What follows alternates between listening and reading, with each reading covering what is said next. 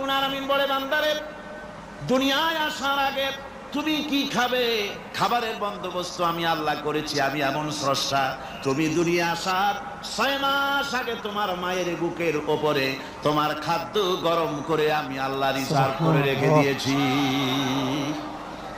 সেই খাদ্য শুধু খাদ্য নয়, রোগের প্রতিষেধক, এটা ওষুধ। আজ বিজ্ঞানীরা, চিকিৎসা বিজ্ঞানীরা বলছেন মায়ের দুধ সন্তানের খাদ্যের, মায়ের দুধের চাইতে কোনো বিকল্প কিছুই নাই।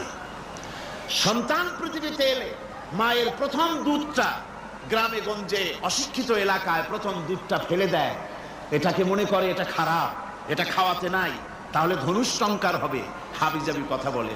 আল্লাহ দুধ বানাইছে বাচ্চার ধনুষ্টঙ্কার হওয়ার জন্য। মায়ের ওই প্রথম দুধটা হচ্ছে সন্তানের জন্য সমস্ত রোগের প্রতিষেধক। সে ছিল পেটের ভিতরে